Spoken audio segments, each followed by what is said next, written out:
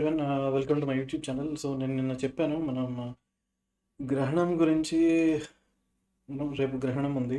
So గ్రహణం టైంలో నేను చెప్పాను ఇంతకుముందు, మోస్ట్లీ ఇట్లా వామాచారం ఇటు సైడ్ చేసే వాళ్ళకి ఎక్కువ పూజలన్నీ ఆ టైంలో చేస్తారు మోస్ట్లీ.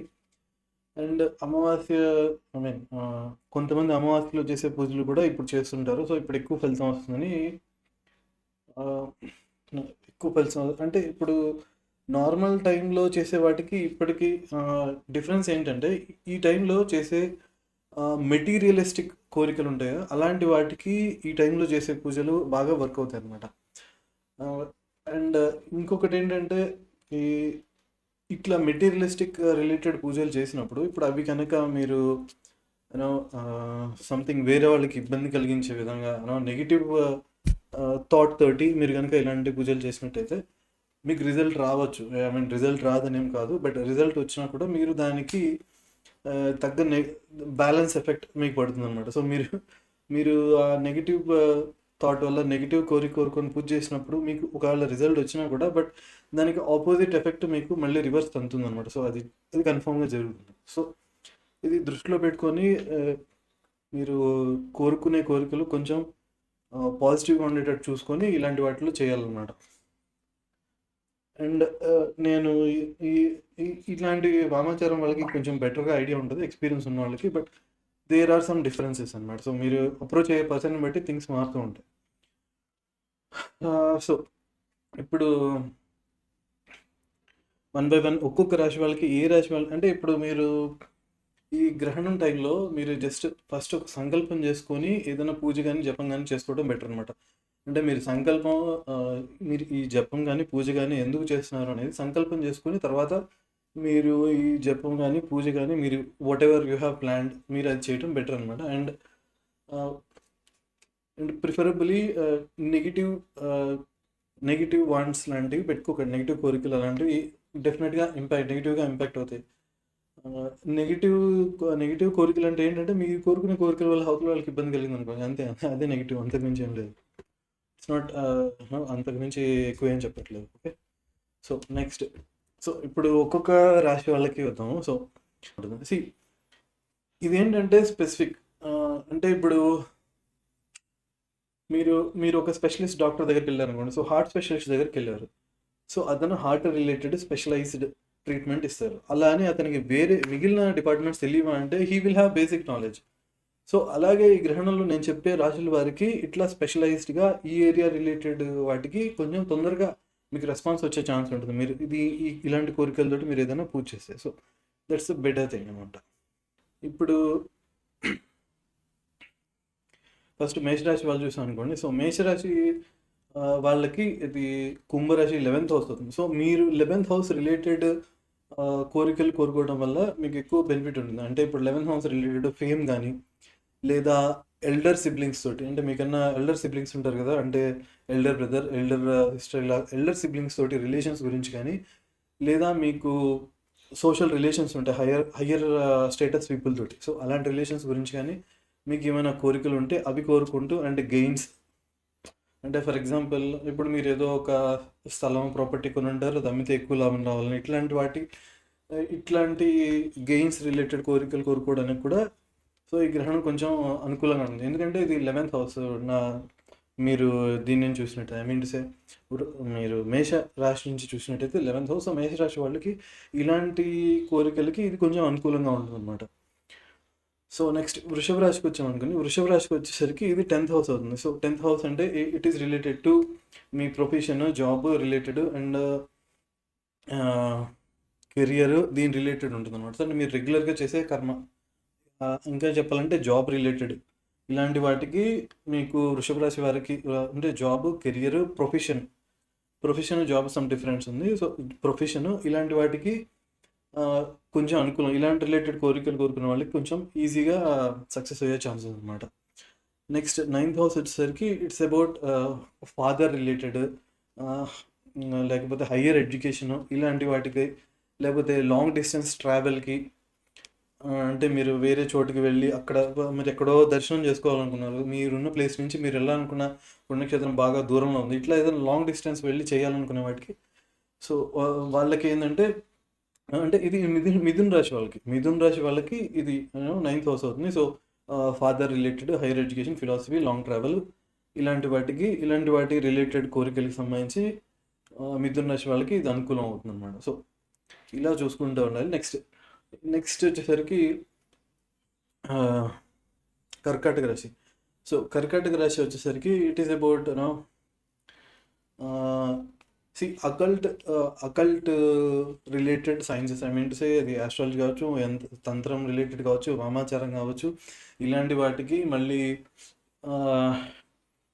ఇంకొకళ్ళు ఎవరన్నా ఇప్పుడు మీకు నో మృత్యుంజయ హోమం ఇలాంటివి చేస్తుంటారు. అలా ఏదైనా సీరియస్ హెల్త్ ఇష్యూ ఉన్నప్పుడు ఆ ఇష్యూ రిజాల్వ్ అవ్వని, అంటే life and death related issues ఉంటాయి కదా, అలాంటి వాటికి ఇది అనుకూలంగా ఉంటుంది అంటే కర్కాటక రాశి వారికి. నెక్స్ట్ వచ్చేసరికి సింహరాశి వాళ్ళకి. సో సింహరాశి వాళ్ళకి ఇది 7th హౌస్ అవుతుంది. సో వీళ్ళకి ఏంటంటే మ్యారేజ్ రిలేటెడ్, పార్ట్నర్షిప్ రిలేటెడ్ ఇలాంటివి డిస్టర్బెన్సెస్ ఇలాంటివి ఏమైనా ఉన్నా, లేకపోతే జనాలతో కమ్యూనికేషన్ రిలేటెడ్ ఇష్యూస్ ఉన్నా, ఇలాంటి వాటికి ఈ సింహరాశి వాళ్ళకి ఇలాంటి రిలేటెడ్ అంటే మోస్ట్లీ మీరు బిజినెస్లో కానీ దేంట్లో అయినా ఎక్కువ మందితో మీరు కమ్యూనికేట్ అవ్వాల్సి వస్తుంది, మింగిల్ అవ్వాల్సి వస్తుంది, వాళ్ళతో పాటు టైం స్పెండ్ చేయాల్సి వస్తుంది. సో అలాంటి రిలేషన్షిప్స్ ఇలాంటివి బెటర్ అవ్వడానికి మ్యారేజ్ రిలేటెడ్ థింగ్స్కి ఇది బెటర్ అనమాట. అంటే మీరు మంచి స్పౌస్ రావాలనుకొని కూడా మీరు కోరుకొని ట్రై చేయొచ్చు. ఓకే, సో నెక్స్ట్ సింహరాశి తర్వాత కన్యారాశి.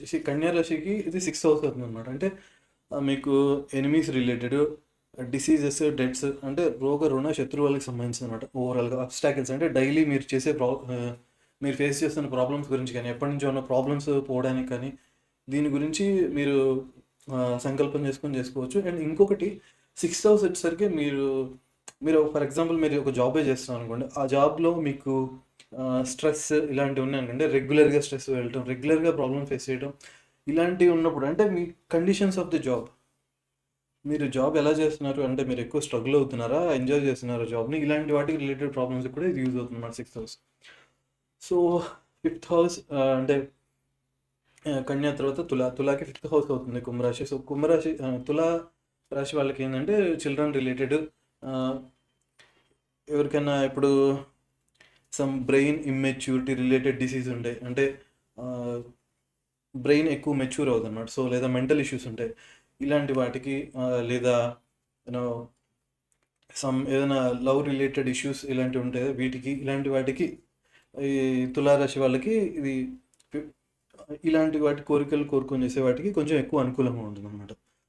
సో నెక్స్ట్ తులా తర్వాత వృశ్చిక రాశి వచ్చేసరికి ఇది 4th హౌస్ అవుతుంది. 4th house is related to మీకు హౌస్, అంటే మీరు ప్రాపర్టీ కట్టాలనుకున్నారు అలాంటి వాటికి, మదర్ రిలేటెడ్ ఇష్యూస్, అంటే మీరు ఎక్కడ ఉంటున్నారో మీరు ఉంటున్న ప్లేస్లో ఉన్న ఎన్విరాన్మెంట్కి సంబంధించింది, అండ్ వెహికల్స్, హ్యాపీనెస్ ఇలాంటి వాటికి సంబంధించింది. సో మీకు ఇలాంటి కోరికలకి ఇప్పుడున్న గ్రహణం బాగా అనుకూలంగా ఉంటుంది. సో నెక్స్ట్ థర్డ్ హౌస్ ఇది కరేజ్, కమ్యూనికేషన్ ఇలాంటివి అనమాట. అంటే మీకు సపోర్టింగ్ పీపుల్ ఉంటారు కదా, అలాంటి వాటికి, కరేజ్కి, ఇలాంటి వాటికి బాగా అనుకూలం ఉంటుంది. అండ్ ఇది స్కిల్స్కి సంబంధించినది కూడా. మీరు ఏదైనా ఒక డిపార్ట్మెంట్లో కానీ, ఏదైనా ఒక టాపిక్లో కానీ మీరు స్కిల్ డెవలప్ చేసుకోవాలనుకుంటున్నారు, అంటే ఎక్కువ స్కిల్ పెంచుకోవాలనుకుంటున్నారు అనుకుంటే, అలాంటి వాటికి కూడా ఇది బాగా యూజ్ అవుతుంది అన్నమాట థర్డ్ హౌస్. సో ఇదంతా ధనుసు రాశి వారికి సంబంధించిన, అంటే ధనుసు రాశికి సంబంధించిన వారికి సిబ్లింగ్స్ రిలేటెడ్, కమ్యూనికేషన్ రిలేటెడ్, లేదా మీరు ఏదైనా స్కిల్స్ పెంచుకోవాలనుకుంటే ఇలాంటి వాటికి ధనుసు రాశి వారికి ఇది అనుకూలం అనమాట. నెక్స్ట్ వచ్చేసరికి మకర రాశి వారికి కుంభరాశి 2nd హౌస్ అవుతుంది. సో ఈ వీళ్ళకి ఏంటంటే ఇది ఫ్యామిలీ రిలేటెడ్ ఇష్యూస్, అంటే మీరు ఫ్యామిలీలో ఏమైనా ప్రాబ్లమ్స్ ఉంటే దానికి సంబంధించిన వాటికి. అండ్ ఇది కాకుండా రెగ్యులర్ ఇన్కమ్ ఉంటుంది, అంటే మీరు జాబ్లో ఇన్కమ్ పెరగాలనుకున్నా, మీరు రోజు డైలీ ఇన్కమ్ ఉంటుంది కదండి. నేను ఇందాక ఫస్ట్లో నేను మేషరాశి వాళ్ళకి చెప్పాను. మేషరాశి వాళ్ళకి లాభాలకు సంబంధించి, అంటే మీరు ప్రాపర్టీ సేల్ చేసి వచ్చే ఇవి రెగ్యులర్గా ఉండే ఇన్కమ్ కాదు. కానీ సెకండ్ హౌస్ అంటే పెడితే మకర రాశి వాళ్ళకి ఏంటంటే డైలీ వచ్చే ఇన్కమ్ అది కొంచెం పెరగాలనుకున్నా, లేదా మీరు మీ స్పీచ్ రిలేటెడ్ ప్రాబ్లమ్స్, అంటే కొంతమందికి మాట్లాడడానికి ఇబ్బందులు ఉంటుంటాయి due to some many reasons. అట్లాంటి వాటికి. అండ్ ఏదన్నా వస్తువులు కొనుక్కోవాలనుకున్నా, అంటే సమ్ ప్రెస్టీజియస్ వస్తువులు ఇలాంటివి కొనుక్కోవాలనుకున్నా, సో ఇలాంటి వాటికి సంబంధించిన కోరికలకి ఇది బెటర్ అనమాట మకర రాశి వారికి. సో ఇలాంటి కోరికలు ఉంటే దీనికి ఎక్కువ ఫలితం ఉంటుంది. సో నెక్స్ట్ ఇప్పుడు కుంభరాశికి వచ్చామనుకోండి. సో కుంభరాశికి వచ్చేసరికి ఇట్ ఈస్ అబౌట్ మీరు నేము, ఫేమ్ ఇలాంటిది కానీ, లేదా మీరు అందరి దగ్గర మంచి ఇంప్రెషన్ తెలుసుకోవాలనుకున్నా, సో బెటర్ ఇంప్రెషన్కి నేము, ఫేము ఇలాంటి వాటికి ఫస్ట్ హౌస్ బాగా యూస్ అవుతుంది. అండ్ ఎవరికైనా ఇప్పుడు సమ్ ఇష్యూస్ ఉంటాయి, I mean to say some depression ఇలాంటి ఇష్యూస్ ఉన్న వాళ్ళకి కూడా రేపు మీరు ఏ రాశి వాళ్ళైనా కానీ depression related issues, some psychological issues ఉన్న వాళ్ళు పూజ చేయడానికి ఇది బెటర్ అనమాట. మీరు ఏ రాశి వాళ్ళైనా ఇది పనిచేస్తుంది.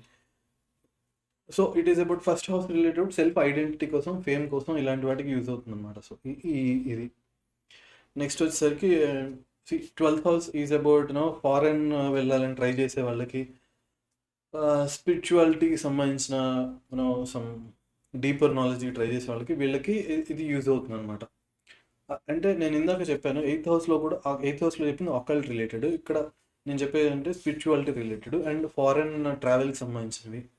సో ఇలాంటి వాటికి సంబంధించి 12th హౌస్ అంటే మెయిన్ రాశి వాళ్ళకి కుంభరాశి 12th హౌస్ అవుతుంది కాబట్టి వాళ్ళకి ఇది అనమాట. సో ఇది ఓవరాల్ మీకు ఇట్లా నేను చెప్పాను కదా, ఇప్పుడు డాక్టర్ ఉన్నాడు అనుకోండి, హార్ట్ స్పెషలిస్ట్ ఉన్నాడు, అతను హార్ట్ రిలేటెడ్ బాగా చేస్తాడు. సో కానీ అతనికి వేరే ఏరియాస్ తెలియవు అంటే తెలుసు, ఈ will have general understanding. So అలాగే ఇప్పుడు ఈ కుంభరాశిలో జరిగే వాళ్ళకి నేను స్పెసిఫిక్గా ఇలాంటి వాటికైతే మీకు రిజల్ట్ బాగా ఉండే అవకాశం ఉంది అనమాట. సో అండ్ మీరు దానికి సంబంధించి మీరు ముందు సంకల్పం చేసుకోవడం బెటర్. అండ్ జనరల్గా అయితే డిపెండ్స్, ఒక్కొక్కళ్ళు ఒక్కొక్క రకమైన పూజలు జపాలు చేస్తుంటారు. సో మోస్ట్లీ ఇప్పుడు ఒకవేళ శివుడికి ఎవరైనా చేసుకుందామంటే ఇప్పుడు అభిషేకాలు ఉంటే ఇట్లా అమ్మవార్లు కూడా చేస్తుంటారు. మోస్ట్లీ ఎక్కువ కొంచెం స్పెషల్ పూజలు ఇలాంటివన్నీ మోస్ట్లీ వామాచారం వాళ్ళు చేస్తుంటారు. బట్ అటువైపు వెళ్ళినప్పుడు ఏంటంటే మీకు రిజల్ట్ ఎంత బెటర్గా వస్తుందో అట్ ద సేమ్ ఎంత ఎఫెక్టివ్గా వస్తుందో అట్ ద సేమ్ టైం దానికి ఆపోజిట్ బ్యాలెన్స్ నెగిటివ్ ఇంపాక్ట్ కూడా అలాగే వస్తుంది. అంటే అది కూడా వస్తుంది, ఇది అయిపోయిన తర్వాత అది వస్తుంది అన్నమాట. So it will take some time but definitely negative impact అనేది ఉంటుంది. So that's it for this video. So next ఇంకా చూస్తుండండి. Please like, share and subscribe.